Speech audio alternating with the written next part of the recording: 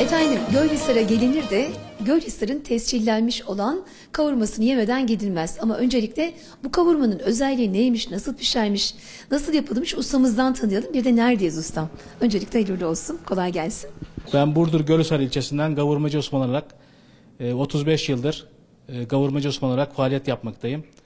Önceden geç etinden yapardık, şimdi dana etinden yapıyoruz. Kavurmamız 7 saniyede pişer. 7 saniye, 7 dakika değil. 7 saniyede pişer. Nefes alıp verirseye kadar pişiyor. Ciğer gibi attığımız gibi yağdan eti alırız. Şimdi 7 saniyede pişer dediniz. 7 saniyede pişer. Bunun özelliği nedir? Önceden bekletilir mi? Hiç yok. Aynı eti şey yaptığımız gibi, doğradığımız gibi.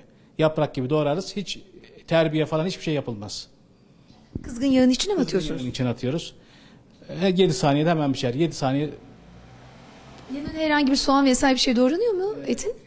sade veriyoruz. Ek ilave olarak somaklı soğan, domates öyle veriyoruz servis olarak. Evet. Dana eti olmazsa olmaz mı? Başka Olur. bir etten mi? Önceden Buz olurdu. Geçiden yapardık. Şimdi millet şey yiyor. Yağsız olsun diye normal dana eti istiyor. Ama kuzu daha yumuşak olur. Dana etini de yumuşak, yani iyi yerinden yapıyoruz dana etinin de. Ben vallahi şimdi 7 saniyeyi tutmalarını isteyeceğim ekran başındaki sevgili izleyenlerimizin. Hadi bakalım kolay gelsin sen buyurun. Bu şekilde yaprak gibi doğruyoruz. Ondan sonra kızgın yağın içine atıyoruz.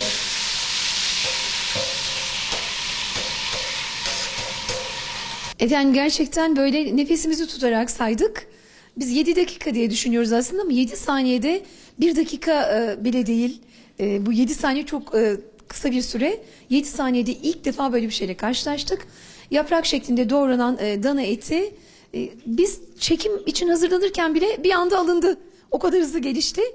Lezzetine bakacağız tabii ki. 7 saniyede pişen kavurmanın lezzeti nasıl oluyormuş? Bunu mutlaka paylaşacağız sizlerle. Elinize sağlık şimdiden hocam. Afiyet olsun bize de.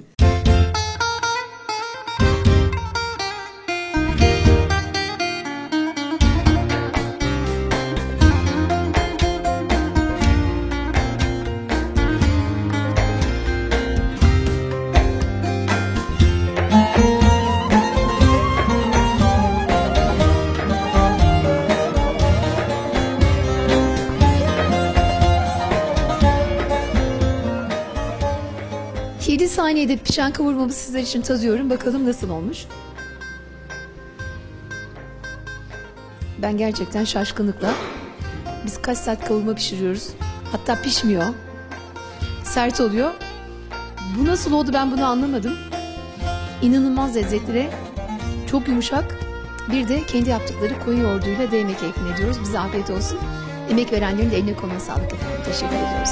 Gölhisar'a yolunuz düşmese de mutlaka düşsün. Tescillenmiş olan bu kavurmayı kavurmacı Osman abinin elinden mutlaka yemenizi tavsiye ediyorum efendim.